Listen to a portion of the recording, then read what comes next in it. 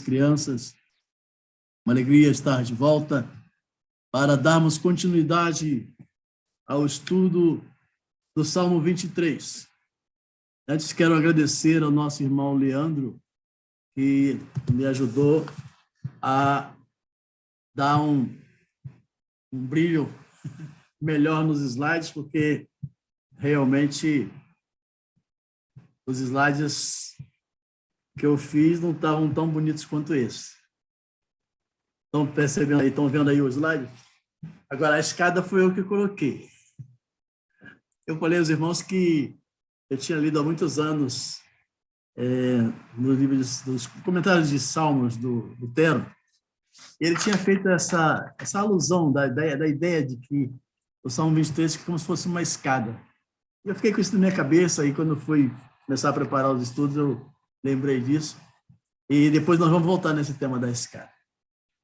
Na semana passada, eu mostrei um pouco do planejamento da ideia que se pretende desenvolver, e nós fizemos um panorama bem síntese dos Salmos na semana passada. E assim, a gente está procurando fazer uma coisa bem sem muita profundidade técnica, porque há muita coisa para se falar sobre os Salmos. Então, nós temos que buscar a orientação de Deus, a graça de Deus, para pensar aquilo que seja mais importante para os nossos encontros de quarta-feira. Esse é o conteúdo. Depois nós vamos estudar alguns pedaços dos versículos do Salmo 23. Na semana passada, então, nós fizemos um panorama geral, que só quero lembrar algumas poucas coisas daquilo que nós vimos na semana passada. Me lembro que nós citamos Deuteronômio 29, que é um versículo que todos nós devemos guardar também de cor. Porque esse versículo nos relembra de que aquilo que Deus quis revelar, Ele revelou. Aquilo que Ele não quis revelar, Ele não revelou. Mas o que Ele quis revelar, Ele revelou na sua palavra. Ele revelou na sua palavra. E essa palavra, então, é uma providência de Deus para a nossa vida. Por que é uma providência de Deus? Porque a palavra, ela toda é sobre Jesus. De Gênesis a Apocalipse, a palavra é sobre Jesus. Porque no tempo de Deus, na plenitude dos tempos, Jesus Cristo se encarnaria para dar continuidade à obra que Deus tinha combinado com ele de fazer, para resgatar os perdidos, para resgatar aqueles que se afastaram de Deus, para trazê-los de volta a Deus. E sem essa providência das Escrituras, nós jamais teríamos acesso ao Senhor Jesus Cristo. Claro, Deus podia fazer outras coisas, mas aprove a ele que as Escrituras fossem escritas. Isso é muito importante. Mais de 1.600 anos de Escritura Sagrada, e o Deus fez com que elas fossem escritas e chegassem até nós, para que nós pudéssemos receber, então, a salvação e o perdão de Jesus Cristo. Então, aqueles que foram a Jesus, nós que estamos em Jesus, nós fomos escolhidos para dar frutos permanentes. Fomos escolhidos para dar frutos permanentes, para fazer esta palavra chegar a outros. Então, Jesus, num dado momento, lá com os saduceus, ele vai dizer: se vocês não conhecem as Escrituras, vocês não só erram por falta de conhecimento das Escrituras, mas também vocês não conhecem o poder de Deus. Sabe o que é isso, meu irmão? Se nós não temos profundidade, se nós não conhecemos as Escrituras, nós estamos nos privando de conhecer o poder de Deus na nossa vida. Às vezes as pessoas ficam buscando o poder de Deus em muitas coisas, mas é simples. O poder de Deus está revelado nas Escrituras, e nós temos que buscar o poder, conhecer o poder de Deus nas Escrituras. Lembro que falei também que os salmos são um hinário para o culto coletivo de Israel, e na palavra original, salmos são louvores. Mas o saltério também traz uma variedade muito grande de poesias, de hinos, que vão desde adoração, gratidão, até o grito agudo do coração, o lamento desolado, como eu mostrei no Salmo 88, que o povo fazia na congregação dos justos quando ele ia adorar o Senhor. Falei também que os salmos são ensinos. Isso é muito importante, meus irmãos. Salmos são ensinos. Salmos são, por excelência, ensinos. E o que é que eles ensinam? Eles ensinam sobre os mandamentos de Deus. Eles aplicam os mandamentos de Deus na nossa vida. Eles nos relembram dos mandamentos de Deus na nossa vida de uma forma poética, mas é a lei de Deus que é trazida nos Salmos. E a outra coisa que a lei de Deus traz nos Salmos, que os Salmos trazem, são atributos de Deus, perfeições de Deus. Quando a gente fala assim, atributos de Deus, perfeições de Deus, muita gente pode ser, ver o pastor com teologia. Aliás, meu irmão, minha irmã, teologia é o estudo de Deus. Então, jamais rejeite a ideia da teologia. Ouvi uma vez uma irmã dizendo assim, eu não gosto de teologia. Eu falei, irmã, então você não gosta de Deus. Se a teologia é o estudo de Deus, como é que vai ser, então? Os salmos ensinam os mandamentos e os atributos de Deus. E atributos de Deus não é uma coisa teórica. Aliás, atributo de Deus ele é mais exigido ainda num tempo como esse de pandemia. Sabe por quê? Porque num tempo de pandemia, ou você acredita na soberania de Deus, no controle de Deus sobre todas as coisas, ou então você vai se desesperar como qualquer outra pessoa. E esses atributos de Deus são para serem cridos exatamente em momentos mais difíceis da nossa vida. Deus é soberano em tempo de perdas, em tempo de dificuldades. Deus é soberano, Deus tem o controle da história, Deus tem o controle sobre a tua vida. E os salmos ensinam sobre isso, e aqueles salmos de lamento, em momentos difíceis, os salmistas estão ensinando que Deus é aquele a quem as pessoas podem recorrer, porque ele, para os seus, ele certamente vai dar uma resposta. Salmos são, por excelência, ensinos que aplicam e fixam os mandamentos e os atributos de Deus, especialmente para tempos como esse, gerando os filhos regenerados. 3 coisas, meus irmãos. E um dia a gente vai falar um pouquinho mais sobre isso, se Deus permitir. Gerando a motivação, gerando o saber e gerando o compromisso do homem e da mulher para com o seu Criador e o seu sustentador, Deus Pai. Meu irmão, tudo que você faz na tua vida, tudo que você faz na tua vida, não há nada que você faça na tua vida que você não tem que ter essas três áreas na sua vida. Você tem que ter motivação para fazer as coisas. Você tem que saber fazer as coisas. E você tem que ter compromisso para fazer as coisas. Se você tiver muita vontade e não souber, não vai dar certo. Se você tiver muita vontade, muito saber e não tiver compromisso, não vai dar certo. E aqui, a palavra de Deus nos diz que os filhos regenerados de Deus têm que ser motivados, têm que saber sobre Deus e têm que ter compromisso com o nosso Deus, Criador e sustentador. E compromisso para com o seu Redentor. E ele recebe para isso a ação do Espírito Santo. Nós recebemos a ação do Espírito Santo para que esta obediência não se dê por obrigação, mas se dê com prazer na lei do Senhor. Salmo 1, verso 2. Tem prazer na lei do Senhor e na sua lei medita de dia e de noite. Falei também que salmos são promessas e profecias. Salmos há promessas, como no verso 23, já sei, bondade e misericórdia me seguirão todos os dias da minha vida e habitarei na casa do Senhor para todo sempre. Meu irmão, isso é uma promessa maravilhosa para mim e para a tua vida. As profecias, há profecias que se cumpriram, como você pode conferir lá no Salmo 2, 7, versos Hebreus 5, 5.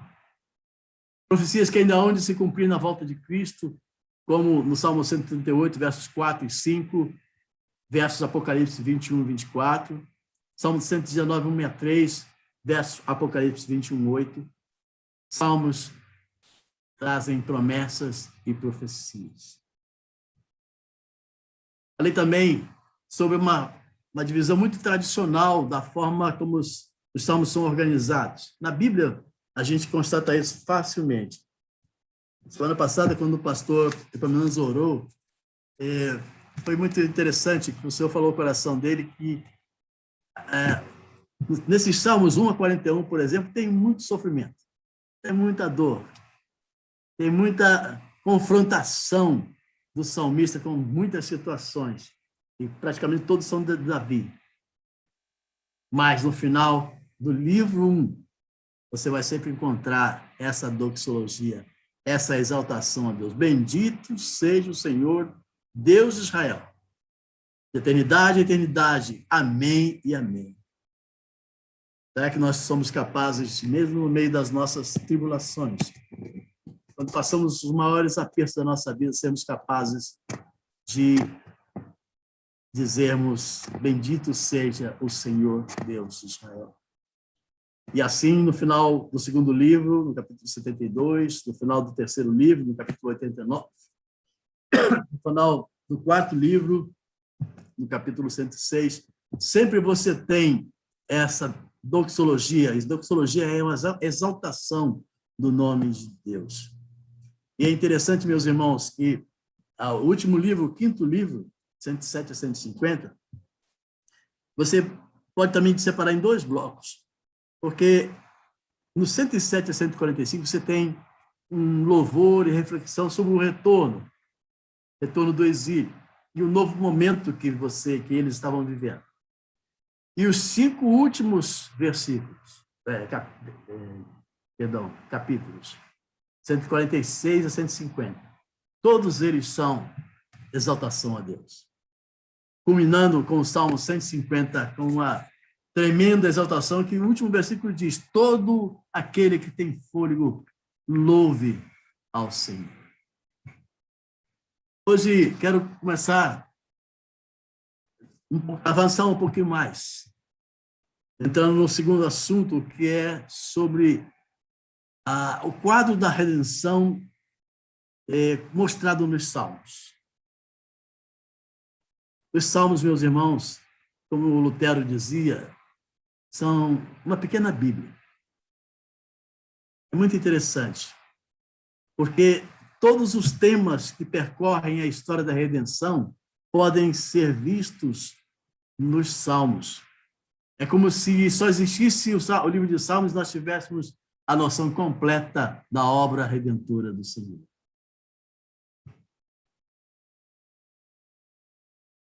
O Deus trabalha com o seu povo e com o mundo de maneira geral através de alianças. E ele fez alianças que, na verdade, é uma única aliança que teve desdobramentos ao longo da história. Você pode me perguntar assim: mas pastor, por que você está falando em aliança? Não, vamos estudar o Salmo 23. Vai acompanhando para você ver que tem tudo a ver com o Salmo 23. Então, eu dizia que o Senhor tem trabalhado a história da humanidade através de alianças. Ele fez alianças. Há uma aliança de Deus na criação, uma aliança de Deus que inicia a redenção lá em Gênesis 3:15. Ele fez aliança com Noé, com Abraão e os patriarcas. Ele fez com Moisés. E ele fez com Davi.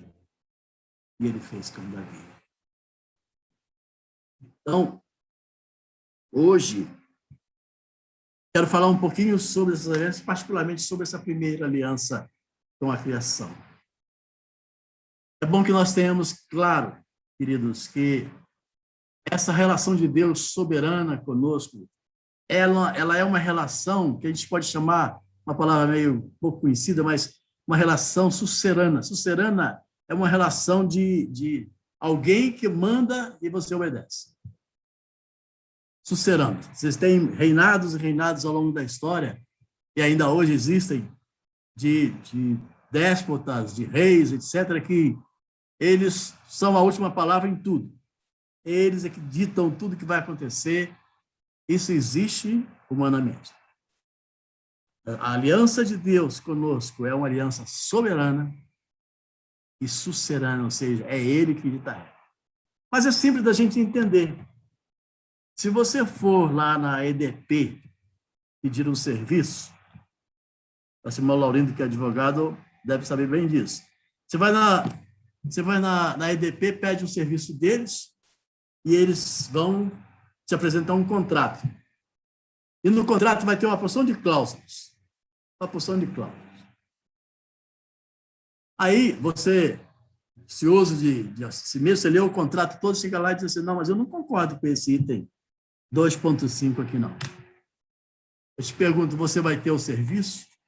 Eles vão assinar o contrato com você, se você não concorda com os itens daquele contrato? A aliança de Deus é Ele que estabelece com a humanidade, com o seu povo, com o mundo. Mas um aspecto importante de uma aliança é que a aliança é um pacto de sangue. Isso é muito sério. Quando você lê lá, quando Abraão, a ele foi revelada a aliança, houve lá esse pacto de sangue. Quando você olha para Gênesis e vê lá Adão e Eva, depois de Deus ter descoberto, né? Não descoberto, depois de ter constatado, ou feito eles entenderem que sabia que eles estavam em pecado, Deus os vestiu, veio isso, arranjou pele de animal e houve ali sangue.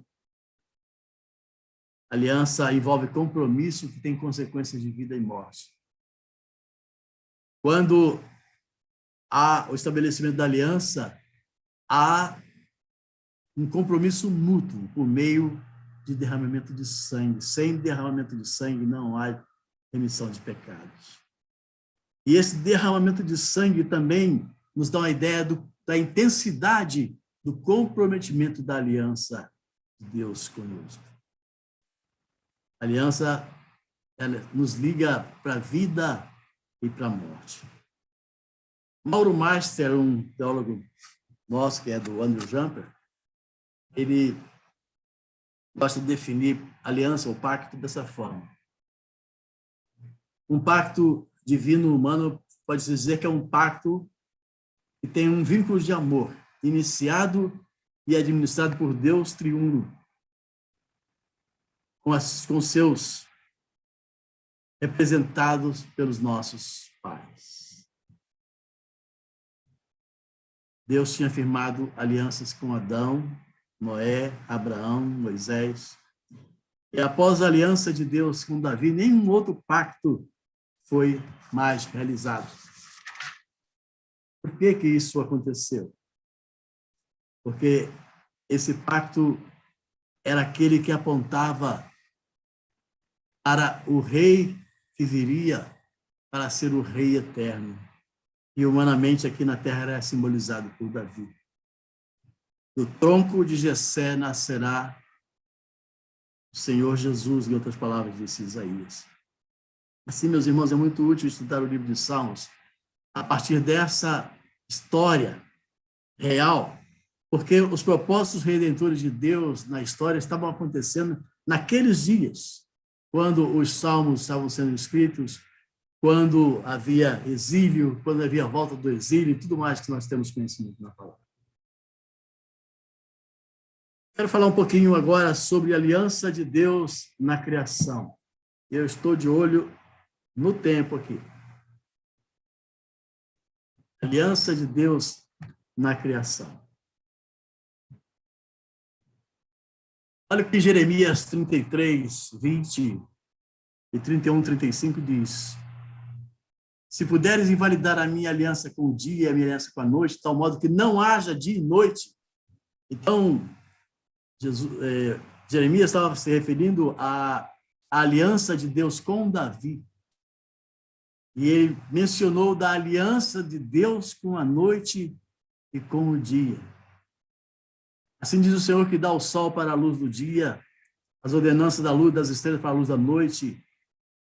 O Senhor dos exércitos é o seu nome, é Ele que fez todas essas coisas. Então, nesse quadro aqui, nesse quadro aqui, eu tenho uma síntese dessa aliança de Deus na criação, e o foco nosso aqui hoje é mostrar que essa aliança está escrita nos Salmos. Os Salmos retratam a aliança de Deus na criação. Nessa primeira parte, nós temos os Salmos retratando o início de tudo. E aqui eu destaquei alguns versículos. Por exemplo, no Salmo 74, versos 16 e 17. Teu é o dia e tua é a noite. Preparaste a luz e o sol. Estabeleceste todos os limites da terra. Verão e inverno, tu os formaste.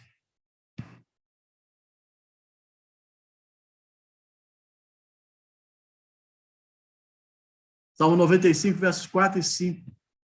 Nas suas mãos estão as profundezas da terra e a altura dos montes. Seu é o mar, e ele o fez, e as suas mãos formaram a terra seca. Salmo 89, versos 11 e 12 vai dizer que o mundo e a sua plenitude foram fundadas pelo Senhor. Ele, inclusive, dá o exemplo lá no Salmo, verso 12, dos montes de Tabor e Hermon. Salmo 104, verso 5 e 8 nos diz que os deuses dos povos são ídolos, mas o Senhor fez os céus. Lançou os fundamentos da terra. Ele não vacilará em tempo algum. Tu a cobriste, a terra, com o abismo, como com um vestido. As águas estavam sobre os montes. A tua repreensão fugiram. À voz do teu trovão se apressaram. Subiram aos montes, desceram aos vales, até o lugar que para elas fundaste. Então, meus irmãos, nós temos nesses versículos e em outros também, nós temos aí que a criação aparece nos Salmos muitas vezes e retrata essa aliança que Deus fez na criação, quando ele criou todas as coisas e colocou-as para funcionar, e depois vai criar o homem para fazê-la, para que ela seja gerenciada pelo homem. 5 vezes mais em outros livros dos Salmos, por exemplo, no livro 5, o refrão descreve Deus como Criador do céu e da terra. E em todas essas expressões, o salmista afirma a beleza e a ordem do trabalho de Deus na criação. E poeticamente, os salmos refletem isso. E aí, meus irmãos, nós entramos num tema que tem tudo a ver também com o Salmo 23. Os mandatos da aliança. Quais são os mandatos da criação? Lembra o Mauro Meister que a aliança é um vínculo, um elo de amor, iniciado e administrado pelo Deus triuno com a sua criação, representada pelos nossos pais. E ele ordenou os mandatos que regem a relação do homem com Deus e com a criação, com toda a criação.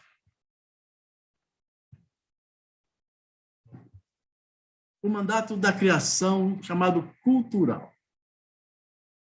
Por que isso é importante? Porque, de alguma forma, isso vai aparecer também lá no Salmo 23. Mandato cultural. O que é o mandato cultural? Deus falou no Gênesis 1, 28. Sujeitai a terra. Entre outras coisas. Sujeitai a terra.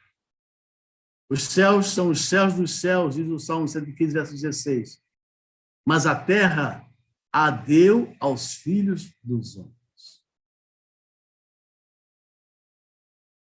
Os versos 5 a 8 do Salmo 8, tão apreciado por nós, dizem assim: fazes com que o homem tenha domínio sobre as obras das tuas mãos.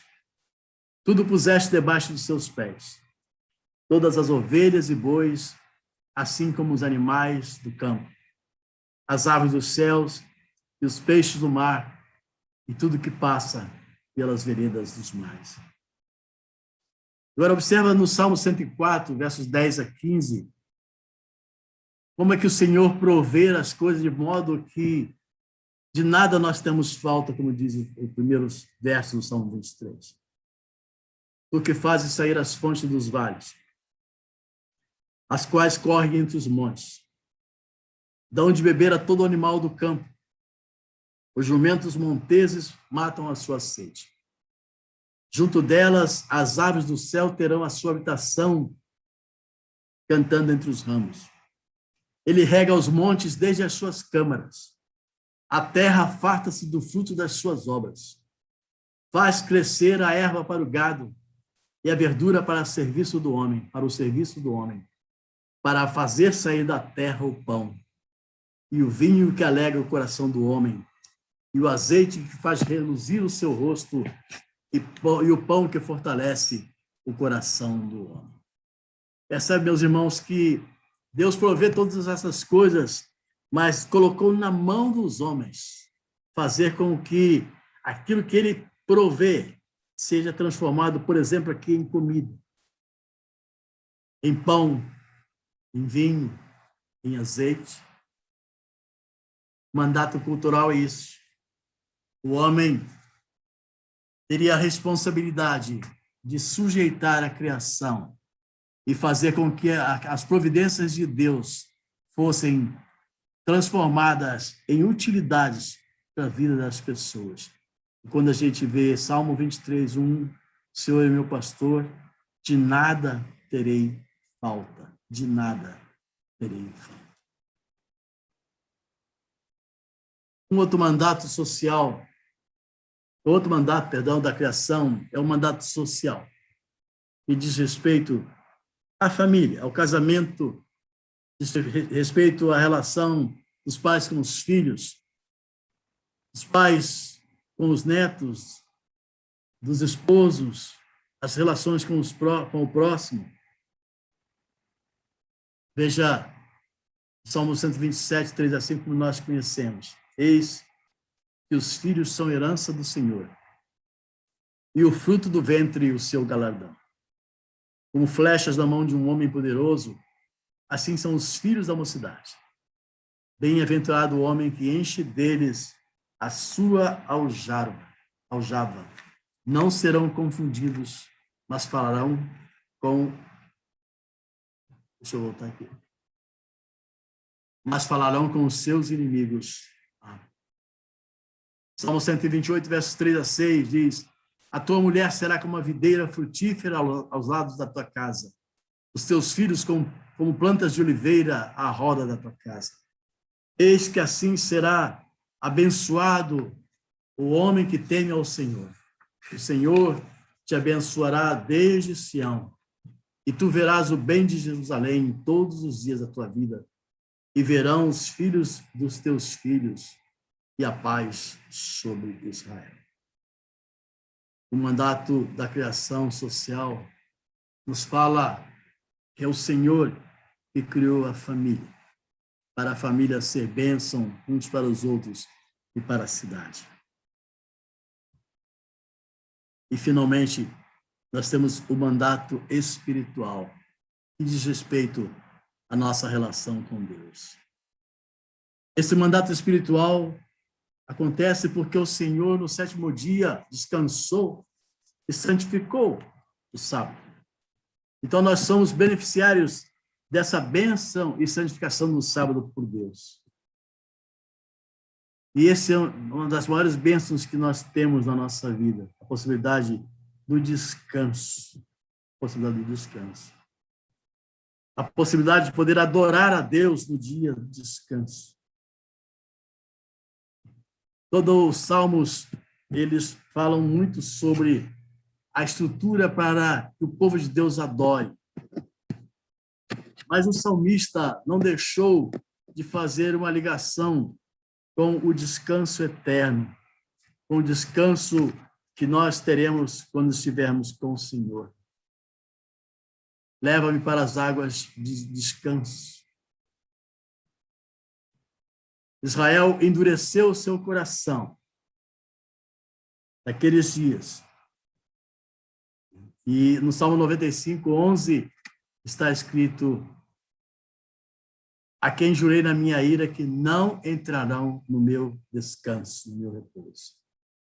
E essa palavra foi repercutida em Hebreus, capítulo 4, verso 9, portanto, resta ainda um repouso para o povo de Deus. Ou seja, há uma ligação entre o descanso, o sétimo dia, no sábado, e o descanso que nós teremos quando estivermos com o Senhor.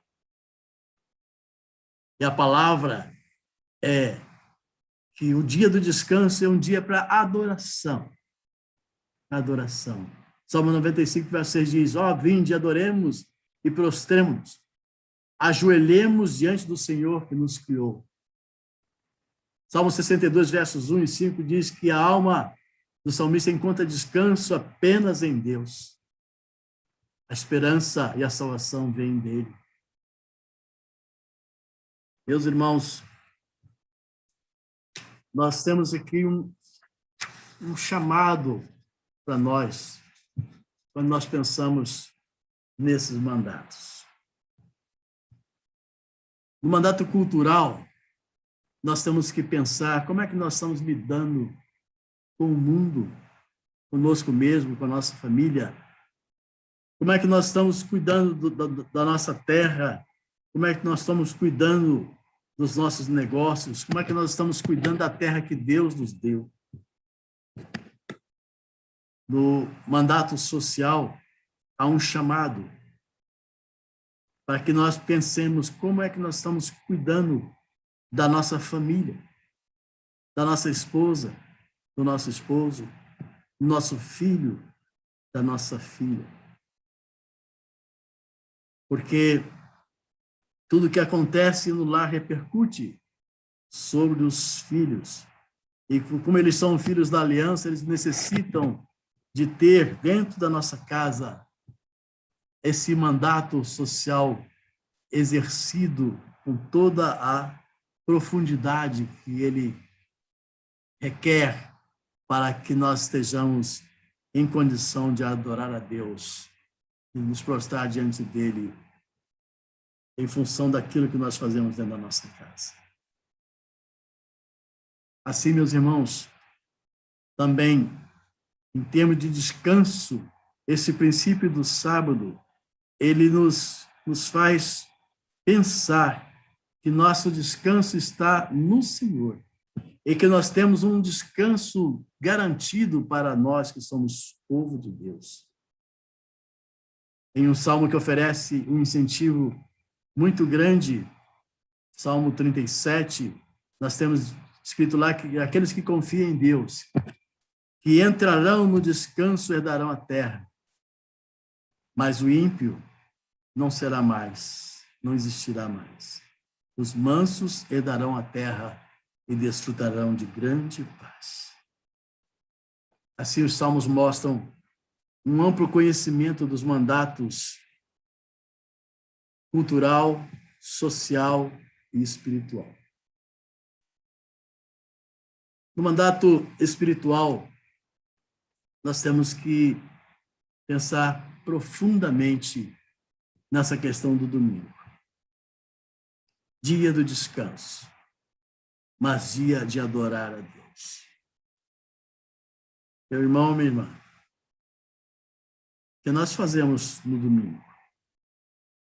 Estamos adorando a Deus no domingo? Estamos indo à casa de Deus no domingo, agora não por causa da pandemia, mas agora domingo nós vamos voltar. E aqui um desejo do fundo do coração dos pastores dessa igreja que nós tenhamos, respeitadas as limitações da pandemia, nós tenhamos os nossos irmãos buscando a Deus na sua casa, na casa do Senhor. Então, queridos, nós temos esses mandatos. Pode perguntar assim, mas, pastor, o que tem a ver o Salmo 23 com tudo isso? O Salmo 23, minha irmã, meu irmão, faz parte da história da redenção. Quando ele foi escrito, a história da redenção estava sendo escrita. Ele foi transformado em poesia e escritura para chegar até nós. O Salmo 23 nos fala de um pastor que provê tudo e diz que nada nós teremos falta. Que nos leva à água de descanso, que nos reafirma a maior e mais importante de todas as esperanças que pela fé nós podemos ter em Cristo Jesus. Que a sua bondade e a sua misericórdia, por ela nós habitaremos na casa do Senhor para todos sempre. Aleluia.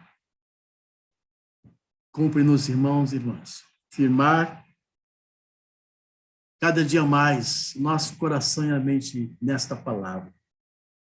Cumpre-nos cada vez mais agradar ao Senhor, conhecendo mais o Senhor. São palavras de Jeremias. Se quer agradar ao Senhor, conheça mais o Senhor. Saiba que Ele é misericórdia, juízo e justiça. É para que nós também geremos frutos de vida eterna, frutos de arrependimento, para que, dia após dia, de glória em glória, nós possamos ser aperfeiçoados pelo Senhor, até que Ele venha ou nos chame. Veja, meu irmão, minha irmã, a palavra do Senhor nos aperfeiçoa, nos desenvolve. O crente não é como um retrato na parede, tirado há não sei quanto tempo atrás, em que alguém pode virar e dizer assim, eu sou assim, eu sou desse jeito, eu não mudo.